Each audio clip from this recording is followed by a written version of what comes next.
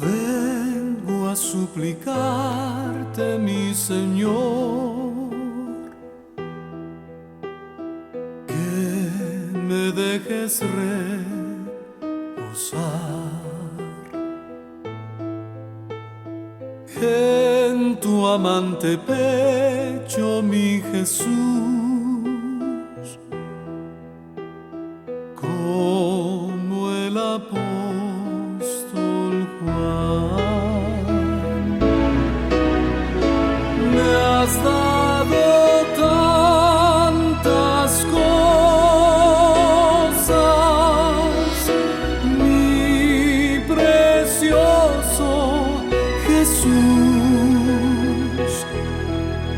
Me has dado fe, me has dado paz, me has dado amor, me has dado gozo eternal en plenitud. Me has dado tantas cosas, mi precioso Jesús, que yo sería un ingrato si negara tu amor. Desde la ciudad de Monterrey, Nuevo León, México, el pastor Natividad Ramos Ramos presenta este mensaje en la Carta Universal de Santiago, capítulo 2, de los versos 17 al 26. Y el tema es: la fe que no obra es una fe muerta. Desde la Iglesia El Camino de la Fe, con ustedes, nuestro hermano. El verte clavado en una cruz por mis culpas y mi error. Me has dado tantas cosas, mi precioso Jesús. Me has dado fe, me has dado paz, me has dado amor, me has dado gozo eternal en plenitud. Me has dado tantas cosas, mi precioso Jesús. Abrimos nuestra Biblia en la Carta de Santiago, que es donde he estado predicando. Carta a Santiago, en el capítulo 2, versículo 17 al 26, vamos a leer. Y el título de este mensaje, si me pidieran, nunca le pongo título, pero si usted me dice que lo ponga, sería: la fe que no obra es una fe muerta, como si no existiera. Qué interesante, ya hemos predicado de estas cosas. ¿Se acuerdan del mucha fe de Santiago? Capítulo 2, versículo 17 al 26. Así también la fe, si no tuviere obras, es muerta en sí misma. Pero alguno dirá: tú tienes fe y yo tengo obras. Muéstrame tu fe sin tus obras y yo te mostraré mi fe por mis obras. ¿Tú crees que Dios es uno? Bien haces. También los demonios creen y tiemblan. Mas ¿quieres saber, hombre vano, que la fe sin obras es muerta? ¿No fue justificado por las obras Abraham, nuestro padre, cuando ofreció a su hijo Isaac sobre el altar? ¿No ves que la fe obró con sus obras y que la fe fue perfecta por las obras? Y fue cumplida la escritura que dice: Abraham creyó a Dios y le fue imputada justicia y fue llamado amigo de Dios. Vosotros veis pues que el hombre es justificado por las obras y no solamente por la fe. Asimismo también Rahab, la ramera. Oiga, qué interesante. Rahab, habiendo sido una ramera, llegó a ser la tatarabuela del rey David. Si eso no es gracia de Dios, ¿qué cosa va a ser? Habiendo sido lo que fue, Dios dijo, la pongo como tatarabuela del rey David, ascendiente de Cristo. Maravillosa es la gracia. No fue justificada por obras cuando recibió los mensajeros y los echó fuera por otro camino, porque como el cuerpo sin espíritu está muerto, así también la fe sin obras es muerta. Padre, te rogamos que esta mañana el mensaje bendiga nuestros corazones. Necesitamos apoyo, apertura de tu espíritu en nosotros para asimilar estas verdades, para ser enriquecidos en esta fe gloriosa de tu Hijo amado Jesús. Ayúdame para trazar las verdades eternas con toda verdad y justicia. Amén. Yo digo que no hay duda que Santiago ha resultado altamente instructivo.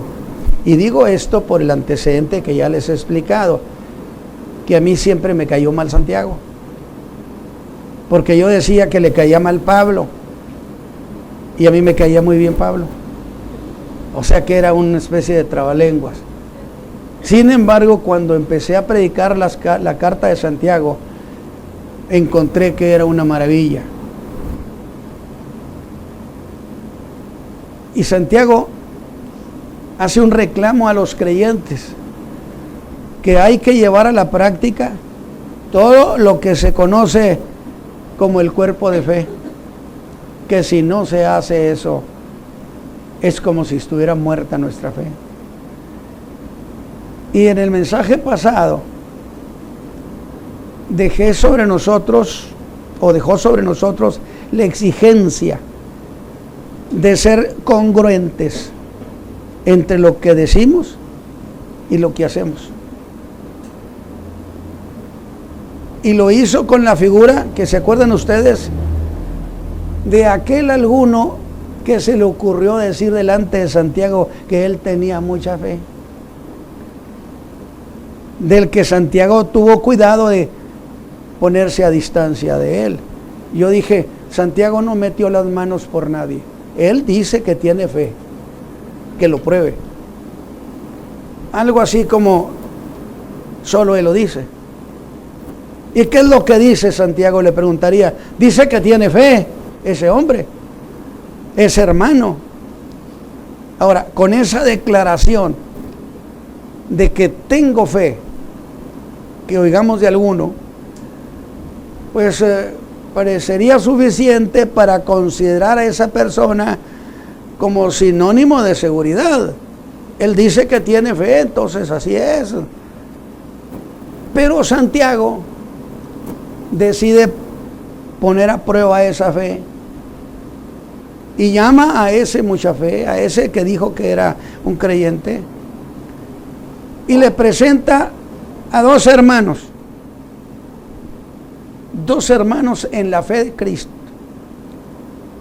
y de que eran creyentes. Lo que le va a plantear es que dice, si el hermano o la hermana tiene necesidad,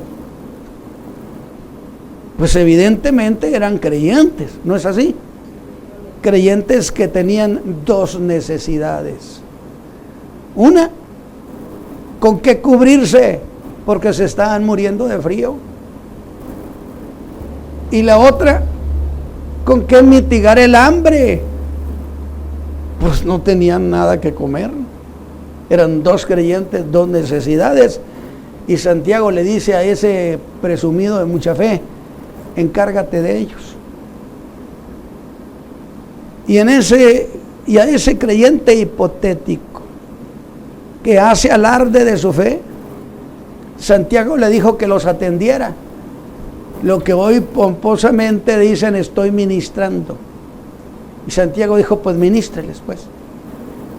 Pero son necesidades concretas. Y dijimos el mensaje pasado, ¿qué hizo ese creyente mucha fe? Bueno, según él nos reportó y dijo, les ministré. Y por cierto, lo hizo con genialidad. Pues le dijo, mira, al que tenía mucho frío, para mitigar el frío, nada mejor que calentarse. Oiga, qué extraordinario, qué genio. Y para que se acabe el hambre, no hay nada mejor que comer. Y comer hasta hartarse. Y muy ufano, le diría a Santiago, le administré. Yo estoy haciendo una especie de aquí. O sea, no dice exactamente así la escritura. Yo estoy haciendo una parodia de eso. Pero hice algo más. Les hice la recomendación de que comieran suficiente. Sí, solo que hay un problema. Dijo Santiago, pero no les diste las cosas que se necesitaban para estar calientitos, ni las cosas que se necesitaban para acabar con el hambre. Declaraste que tenías fe, te puse frente a dos necesidades verdaderas, que no es hipotético.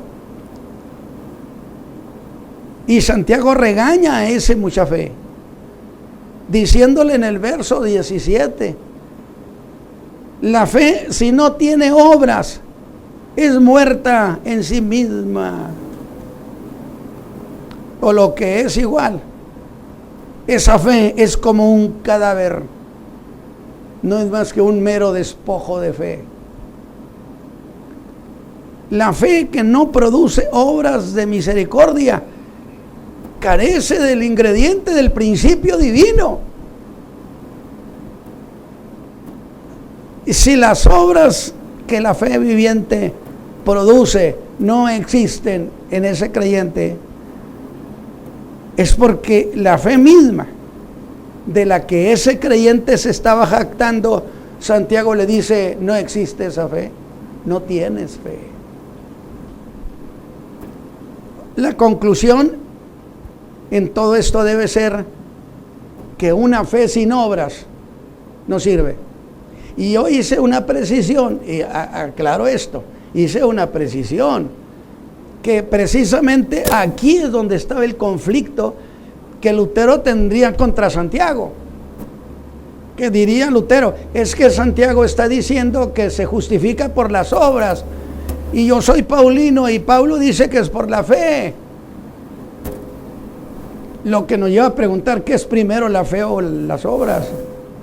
Déjame decirle algo, que alguna vez lo comenté para aclarar este punto.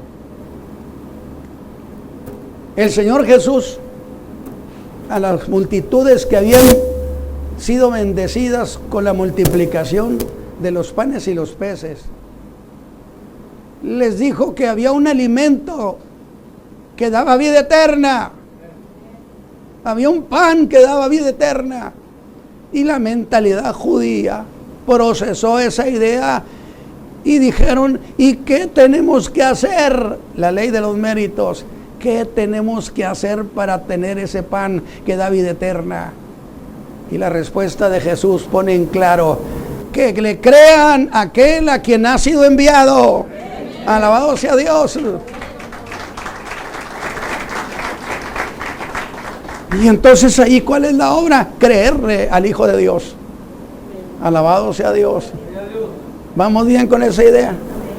Que por cierto, muchos son reacios a estas tesis de Santiago. A mí no me parece que hay inconsistencias entre él y las tesis de Pablo. Pero quien tiene una fe, que dice que tiene fe, y esa fe no produce obras, no tiene derecho siquiera a llamarse fe. Y Santiago ilustra de manera muy vigorosa eso en el verso 18, con lo que voy a llamar, Santiago quiere ilustrar, diría, hagamos un debate hipotético sobre la fe y sobre las obras entre dos hombres. Entre el que dice que tiene fe y no tiene obras, Y el que tiene fe y además tiene obras.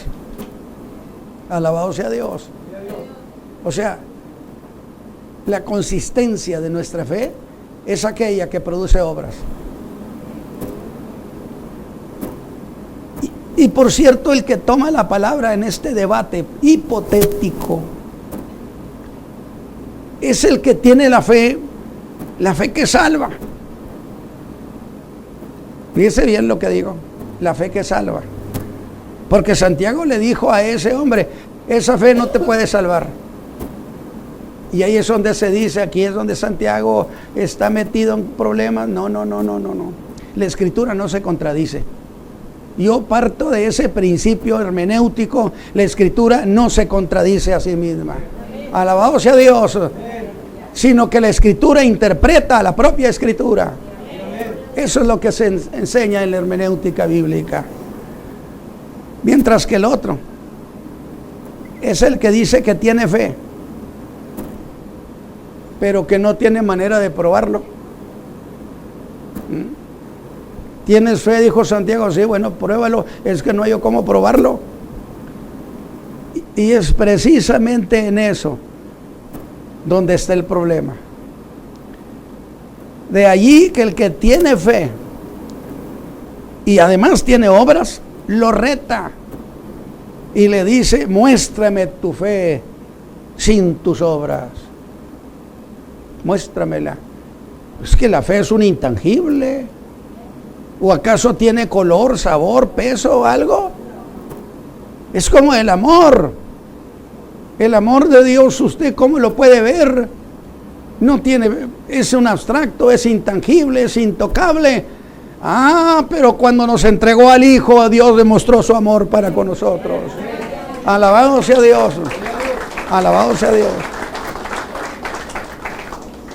Y es justo aquí donde pienso que no habrá, oye Santiago, no habrá otra manera de probar que se tiene fe. Tiene que ser solo por las obras, Santiago. Santiago dice, no hay otra manera, no hay otra. Y le dijo, ¿pero por qué? Bueno, es que la fe es un principio de la mente. Usted me va a decir, hermano Ramos, a mí se me hace que usted ya se está desviando de esta cuestión. No.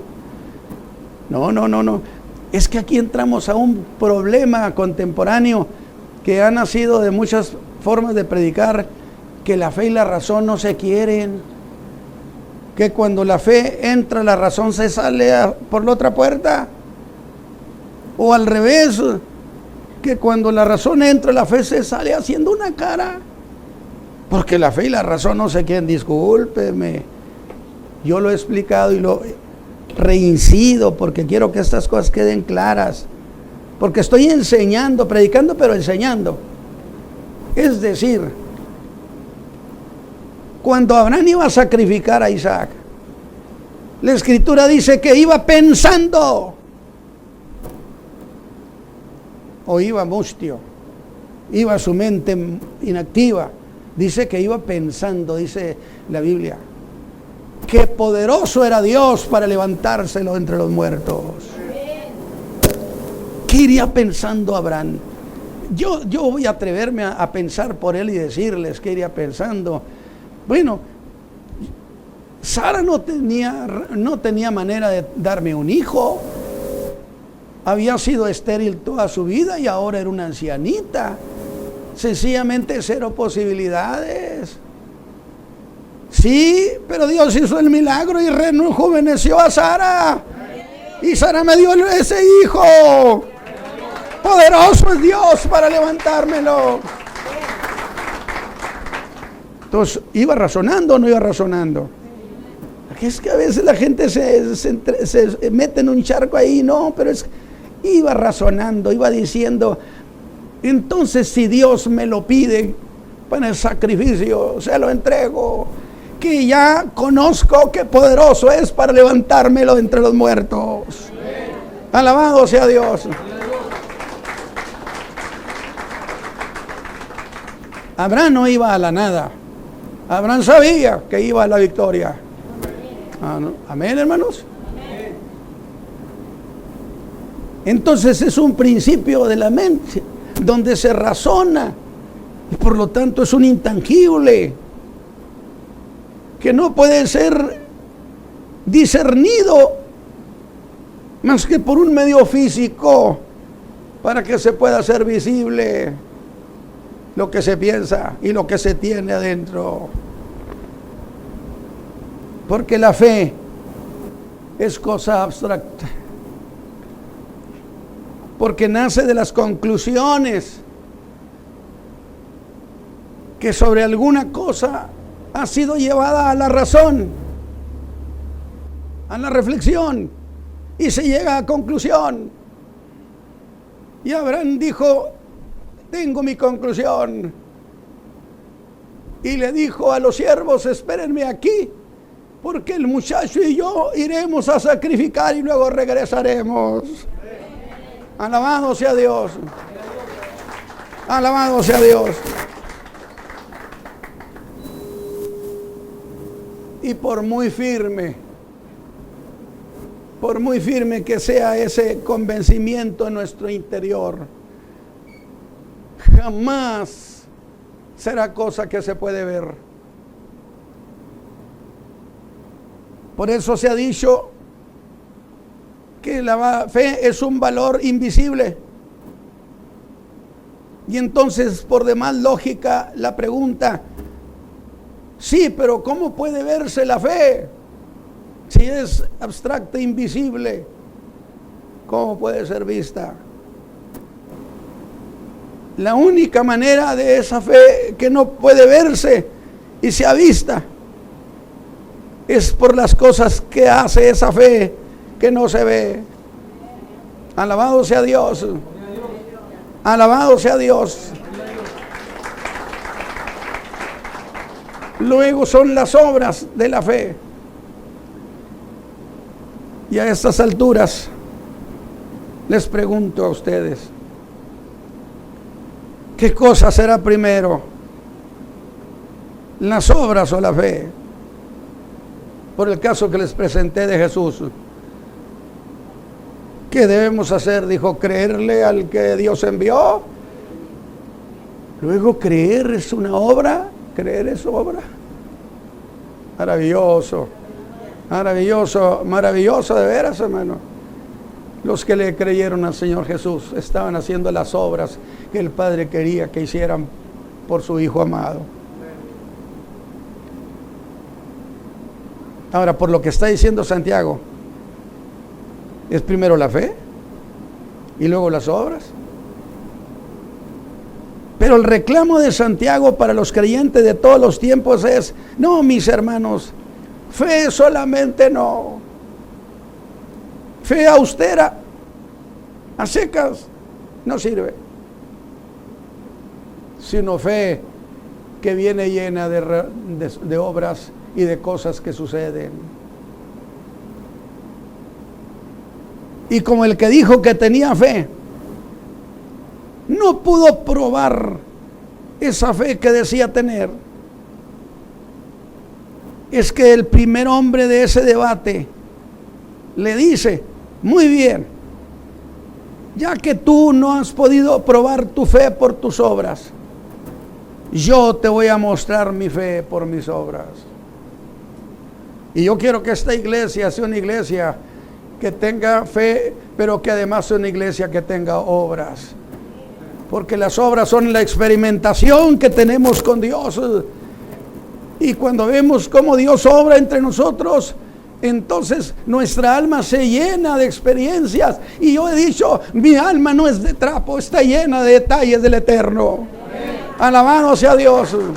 Alabado sea Dios. No te voy a mostrar mi fe, le diría, no te voy a mostrar mis obras haciendo a un lado la fe. Y si usted ha estado atento a este debate, como se ve en el verso 18, hay una palabra que Santiago la hace palabra clave: muéstrame. Interesante. Fíjense ustedes que es más o menos la misma idea que maneja el apóstol Juan en su primera carta.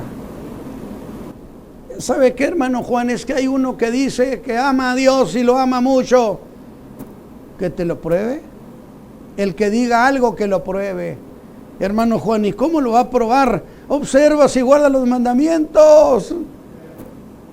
Juan, es que no veo que los guarde. Pues dile que es un mentiroso.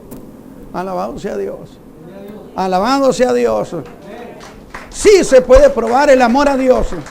Sí se puede probar la fe por medio de las obras. Y no son inconsistentes estas rutas. ¿Pero qué es mostrar? Es ponme a la vista lo que no se ve.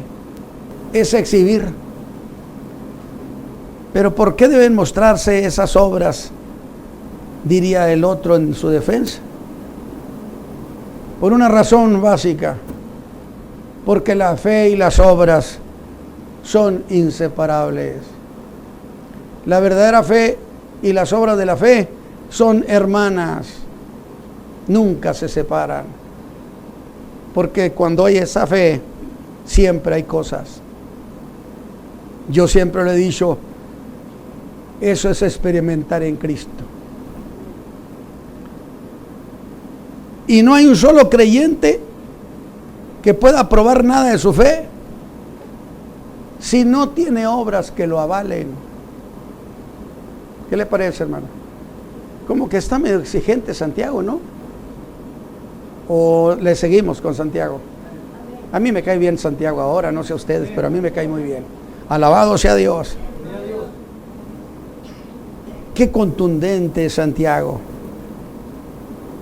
Está diciendo, cancelo toda expresión de fe que no esté avalada por las obras. Esa clase de cosas me la mandan al bote de los inservibles. Porque esa fe tampoco te salva. ¿Podrá esa fe salvarte? No está diciendo, ¿acaso la fe te podrá salvar? No, está diciendo esa clase de fe, la que dice si no tienes obras, esa no te salva porque es inservible. ¿Estamos entendiendo ese contexto? Hasta allí, el primer hombre ha salido vencedor. Sin embargo, esto no ha terminado. Y vamos a ir levantando cada vez más con Santiago, que tiene ese sistema de que empieza a apretar. Y yo espero que Santiago deje ya este debate, porque ya fue mucho. Todo el capítulo 2. Acuérdese usted con aquel que dijo que Dios lo había tentado. Ya le pesaba haberlo dicho frente a Santiago. No lo soltaba. Y pensábamos, ya lo dejó. No, hombre, volvió otra vez sobre de él y lo volvió a otra trapeada. No ande diciendo que Dios tienta. Dios no tienta a nadie. Alabado sea Dios. Y yo esperaba que Santiago dejara ya el debate. Es cierto que el hombre que se afanaba de tener fe era el ostentoso de la fe. ¿Cree usted que hay ostentosos de la fe en el cuerpo de Cristo? ¿Pero ustedes creen que hay entre el creyente ostentosos de la fe? ¿Presumidos de la fe? Alabado sea Dios. Porque hay tiempos de crisis durísimas. Lo dijimos hace un rato y lo dijo Diana, cuando perdimos a nuestros hijos. Yo le dije a la gente, nadie se atreva a sentar a mi Dios en el banco del acusado, porque Él es el Señor. Alabado su nombre. Él es Dios.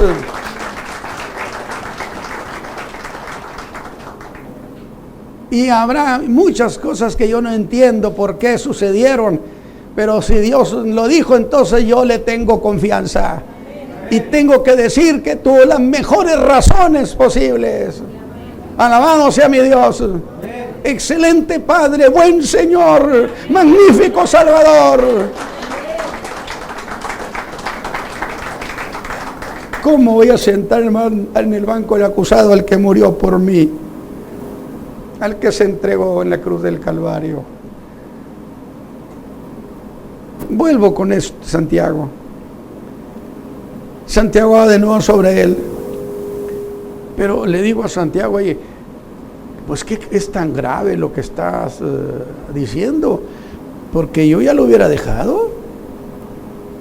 Digamos que así parece que no es cosa tan grave. Bueno, acuérdense ustedes que cuando hicieron omisión en la iglesia y que al rico, oiga, siéntese aquí, y lo llevaron.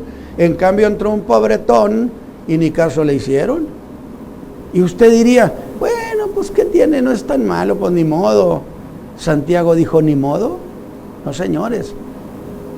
Dios lo ha calificado como pecado y además ha elevado ese problema al nivel judicial y ha condenado al que ha hecho semejante barbaridad. No nomás a él. Si es un estilo de esa iglesia de omitir gente que aparentemente no vale nada, están en problemas con Dios.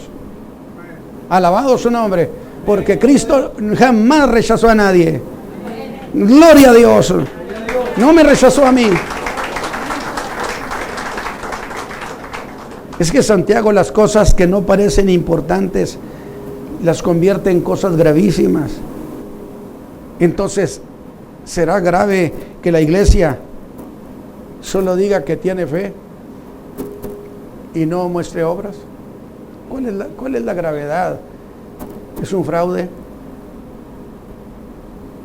Iglesia, si nosotros conocemos a Cristo y le vamos a ministrar a alguien, no sean un fraude. Que sucedan las cosas, que afirmen a la gente, que la pongan de pie, que signifique que su brazo es fuerte para ellos. Alabado sea Dios. Alabado sea Dios.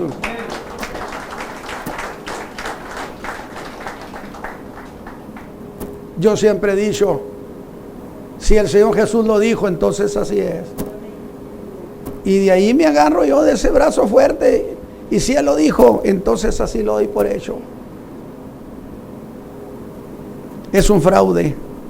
Y de nuevo Santiago va sobre ese hombre que dijo que tenía fe. No más que fe, solo de otra manera. Sí tienes fe, no más que de otra manera. Y de esa manera no se vale, y esa no es fe. Santiago deja de lado la cuestión de las obras y se lanza contra esa forma de fe. Y es por eso, ¿por qué? Es que Santiago hace algo muy interesante. Quiere mostrar la insuficiencia de esa clase de fe en un creyente. Y lo dañino que es esa clase de fe insuficiente en una congregación. O sea, el mundo espera de nosotros. Mire, hermanos. Hace años vino el doctor Cho, un hombre con una iglesia grandísima, de miles y miles de gentes. Vinieron de toda América, pastores, y yo tuve la bendición de que me invitaran para que diera un mensaje antes de que entrara el doctor Cho, de 8 a 9 de la mañana.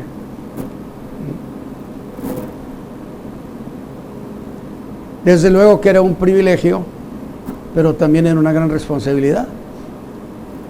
¿Por qué? Porque estaban miles y miles de predicadores que son gente de excelencia, gente muy capaz, y que usted no puede salir con cosas superficiales. Está obligado. Y yo estuve a las 8 de la mañana para la predicación, pero sí existen las omisiones que dijo Santiago. ¿Sí? Es que hay clasificación de creyentes no significativos, predicadores no significativos, a menos que sean parte del jet set. En mi alma aborrece eso. porque yo tengo muy presente el costo de la redención. Cristo pagó por todos el mismo precio. Sin embargo, eran las 8:10, las 8:15, las 8:20. Y el que estaba presidiendo, que era, ¿se sabe? Sí. Contando puras cosas sin chiste, puras cosas vanas y contando chistes, si usted quiere.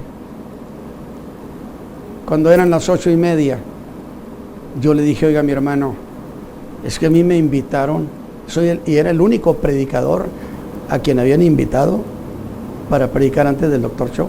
Para mí era un privilegio y era una responsabilidad ciertamente. Y le digo, es que a mí me invitaron a predicar de 8 o 9 de la mañana y son las 8:30. Dijo, bueno, es que aquí predican, tú sabes, gente muy importante nada más. Pero si tú quieres, hermanito, te doy 10 minutos. Dije, sí, acepto los 10 minutos. Los acepto. Me da a mí el lugar. Estaba llenísimo. Había como 5,000 gente, la mayoría predicadores de toda América. Y le dije, mis hermanos, me invitaron para predicar de 8 o 9 de la mañana. Lo que implica que me preocupé y me ocupé de pensar el mensaje, las razones que les iba a dar, porque ustedes me merecen mucho respeto. Han venido de todas partes de América, no para oír cualquier cosa.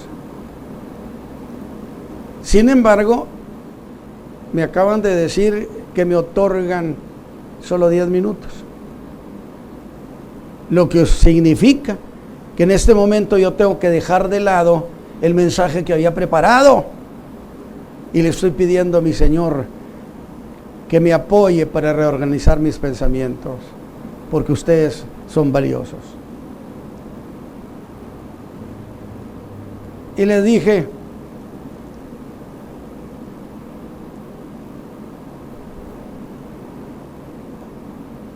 el gran crecimiento de iglesias aquí en México se debe a aquellos benditos muertos de hambre. Dije, entre ellos mi padre, entre ellos algunos de mis hermanos que se fueron a Estados Unidos para traer dólares. Muchos de ellos regresaron sin traer nada en la bolsa, pero traían a Cristo metido en el alma. Alabado sea Dios. Porque allá hubo un pueblo que no los vio como parias, sino que los vio como prospectos para el reino eterno de Jesucristo. Alabado sea Dios. Y les dieron esta fe del Señor, y la aceptaron, la creyeron, y regresaron como teas encendidas a nuestra querida patria, y levantaron iglesias por todo México. Gracias a nuestros benditos muertos de hambre. Pero tenemos una deuda con Dios y con los refugiados centroamericanos. En ese tiempo estaba la guerra del Salvador. Le dije, miles de refugiados llegan a nuestra patria pensando que vienen al paraíso, que vienen a un lugar de refugio. Y usted los ve porque yo fui a Tapachula para ver esa entrada. Llegaban con el alma desgarrada. Sus ojos expresaban tristeza profunda y desesperanza.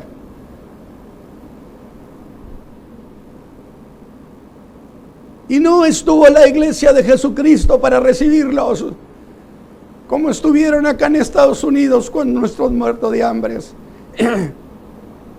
Pero sí estuvieron los narcotraficantes, los traficantes de gente, para quitarle sus mujeres, sus hijas, para llevarlas a la maldad.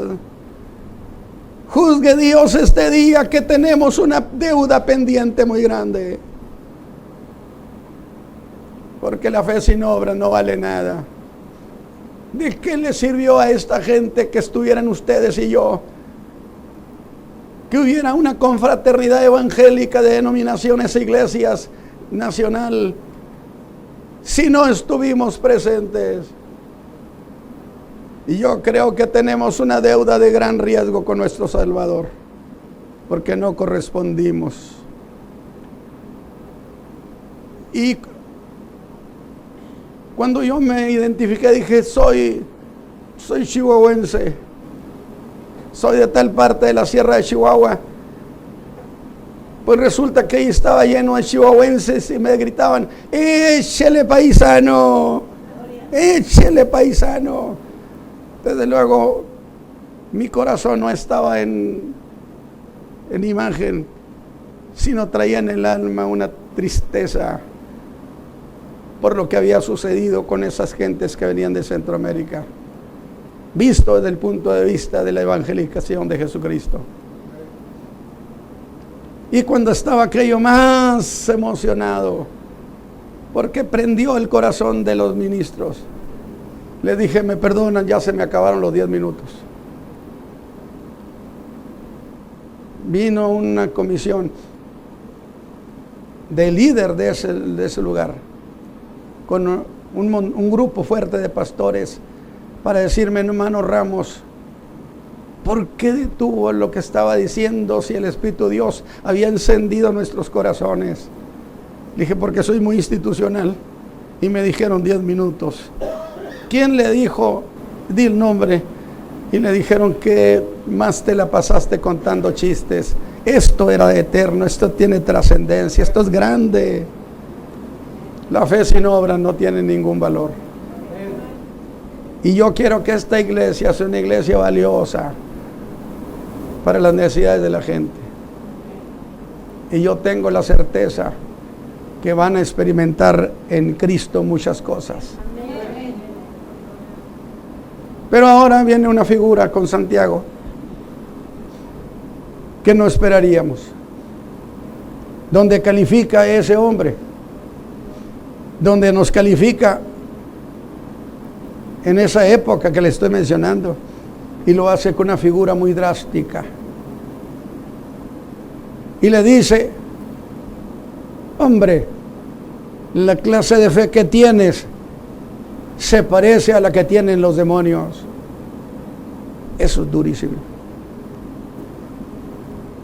El mucha fe debió irse para atrás. Jamás hubiera esperado semejante comparación. Y hasta pienso, ¿de dónde sacaste, Santiago, esas cuestiones? Él diría, revisa, muchos demonios han hecho confesiones acerca del Hijo de Dios y reconocen quién es, pero no obedecen. Tienen una fe muerta, sin obras, de diversas confesiones, y a mí me gusta mucho y disfruto, yo se los he dicho, disfruto observar el ministerio del Señor Jesús, porque me fascina oírlo hablar, verlo obrar, libertar a los necesitados, sacarlos de la nada. Bendito sea el Hijo de Dios. Alabado sea Dios. Alabado sea Dios. Que yo les he dicho a ustedes, me gusta mucho y lo repito, que le hace. El sábado no se echaban demonios en la sinagoga, y los demonios sabían que el sábado los rabinos no le entraban a eso, así que los demonios les gustó ir el sábado. Y un día de sábado, un demonio tuvo la genial idea, que yo creo que el diablo le dio una paliza por tonto, de ir a la sinagoga en un hombre que estaba poseído. Nada más que el problema es que ese día Jesús llegó también a la sinagoga. Alabado sea Dios. Alabado sea Dios. Y dice que Jesús lo expulsó. Y la figura en griego significa, le dio con la punta de la bota. ¿Les gusta la idea, hermanos? Lo sacó de un puntapié. Alabado sea Dios. Alabado sea Dios. Y yo decía, yo hacía esa idea. Cuando el demonio iba volando del puntapié que le dieron, iría gritando, pero es sábado. Y luego yo le digo desde este siglo, sí, pero ya te sacaron de ahí. Gloria a Dios para siempre. Gloria a Dios para siempre. Los demonios hacen confesión, han hecho confesión.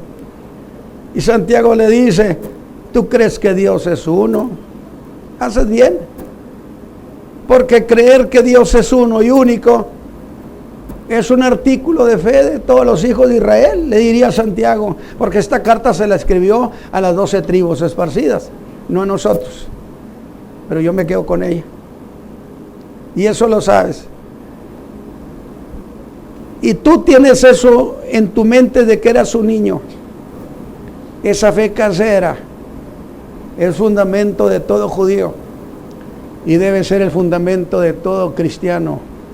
La fe que se enseña en la casa. Cuando me dicen, hermano Ramos, ahí le mando a los muchachos para que no, espérame tantito. Mándemelos para confirmar lo que usted les ha enseñado. No me los mande para que ya cuando vienen todos torcidos, para que yo se los componga. Usted tiene la obligación, cada padre de familia, cada madre de familia en la iglesia cristiana tiene la obligación de sustentarlos en la fe gloriosa de Jesucristo. Alabado sea Dios, en los principios morales. Pero note, ¿haces bien? ¿O bien haces? Y le digo a Santiago, bueno, pero si dices que hace bien, pues entonces está bien, ¿no? ¿O no? Si dices que haces bien, pues entonces está bien. Pero él diría, sí, bien, pero hasta aquí. Todavía queda mucho camino por delante. Pero si esa fe no va más lejos que eso, tú y los demonios tienen la misma fe. Le está diciendo a un creyente. ¿Pero qué acaso eso no se puede escalar y dimensionar a decírselo a una congregación? La vida congregacional, es que Santiago está tratando asuntos congregacionales, deficiencias congregacionales. Como eso de que trataban bien al rico y al otro no, pues porque era un estilo congregacional. Y Santiago está tratando los asuntos de las deficiencias congregacionales. Los demonios también creen, pero no hacen las obras del que cree que Dios es único. No, déjeme decirle algo. Ya voy a ir terminando, entre una hora más o menos. No terminamos ahorita. ¿A dónde podía llevar esa fe a los demonios? Bueno, debería llevarlos a la obediencia, porque lo sabían. Pero lo único que hacen es estremecerse, conmocionarse, o está tremendo eso. Digo, los creyentes, el creyente tiene muchas actitudes de eso. Oye, qué emocionante, oye, qué bárbaro, qué tremendo está eso. Y luego, hasta ahí llega. De igual manera, Santiago dice, así debe llevarnos a la obediencia. Lo único que hacen es conmocionarse y estremecerse. ¿De qué te sirve a ti que digas que tienes fe y no tienes la fe salvadora? Vea eso. Santiago se lanza ahora en dirección a los que dicen que no tienen problema para creer todo el evangelio. Entre la gente que está en la iglesia, muchos dicen, yo no tengo problema para creer todo el evangelio. Yo estoy de acuerdo. Sin embargo, eso no se convierte en un creer que produzca cambio de vida. Y siguen viviendo igual y siguen en lo mismo. ¿En qué es diferente al creer de los demonios? Es que la fe salvadora, cambió nuestras vidas. Alabado sea Dios. Nos sacó de la maldad, cambió totalmente el rumbo de nuestra historia. ¿O acaso no es el hombre nuevo eso?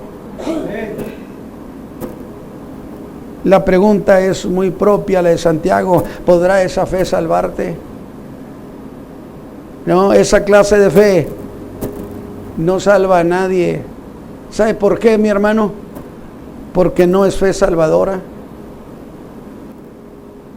Y pienso, creo que ya ha sido demasiado lo que le has dicho a este hombre, le digo a Santiago. Pero Santiago voltea y se le queda viendo y le dice, ¿quieres saber algo más todavía? ¿Quieres saber, hombre vano? Qué cariñoso Santiago. Hombre vano, porque adentro de ti no hay nada. Que la fe sin obras es muerta. Dígame una cosa, ¿no es duro este trato de Santiago? Lo llama hombre vano, que significa hombre vacío, hombre hueco, el que no tiene nada en el alma. Y yo les he enseñado la fe y les he ministrado para que el alma de ustedes esté llena de cosas del eterno Dios. Alabado sea su nombre. Y le dice, ¿más quieres saber? O dicho de otra manera, yo le diría a Santiago, dímelo de otra manera. Bueno, más o menos sería como, ¿te interesa saberlo, hombre hueco? ¿O te quedas así con eso? ¿Quieres saber algo más? Porque, ¿qué es eso de hombre vano? Si quieres saberlo, es que en realidad Santiago está tocando un problema de mucha gente que oye el evangelio, que está en las iglesias. No tienen interés. Y si alguna cosa es manifiesta en este tiempo entre las iglesias, es que han perdido el interés de esta fe preciosa. ¿O estoy equivocado? Han caído las gentes en un desinterés crónico. Y aunque es un llamado muy duro, Santiago quiere que se deje la indisposición y que se abrace esta fe preciosa. Santiago está diciendo a la iglesia, a nosotros, que pongamos el corazón en este evangelio glorioso. Yo lo he dicho, yo siento mucha alegría de poder decir que tengo la satisfacción de haber trabajado intensamente en muchos lugares, en otros países, enseñando lo que venía sobre la iglesia, y usé la frase de un ingeniero, ¿y qué has logrado? Dar de gritos y que nadie me haga caso. Sí, nada más que eso que dije, queda escrito en la eternidad, queda escrito en el libro de la vida.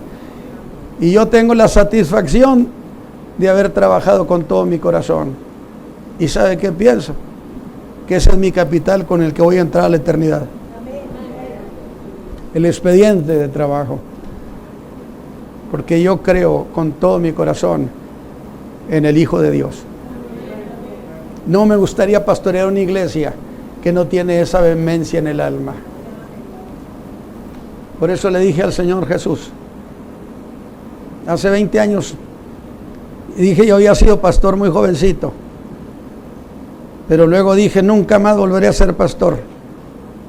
Y alguien me preguntó por qué, y dije, porque los hermanos son muy chismosos. Pero no es cierto, no. Los corintios eran de los que daban y lo reclamaban. Y Pablo dijo, no, como soy astuto, nunca les pedí nada, yo me mantuve solito. Los hermanos de Filipos me mantuvieron, porque los conozco como son. Y entonces yo había hecho un paquete de todo. Y yo decía, sí es cierto, Pablo, es cierto, tienes mucha razón, y por lo tanto yo. Pero se me olvida que el Señor es el Señor. Y dejé de ser pastor muy jovencito, me dediqué a los negocios, pero nunca dejé de predicar. Nunca dejé de predicar. Pero eso tampoco se vale, porque yo soy comprado por precio por Cristo, y Él compró hasta mi tiempo, y yo no tengo derecho a usar el tiempo que le pertenece a Dios. Alabado sea Dios. Cuando yo entendí eso y revisé, yo descubrí que tenía mucho atraso de obra con el Señor, y por eso ustedes me dieron trabajar casi día y noche predicando y enseñando, hasta que tuve en mi alma la conciencia de que me había puesto al tanto. Alabado sea su nombre.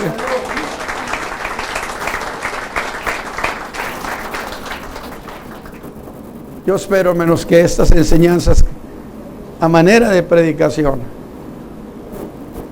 de Santiago van a ser extraordinarias.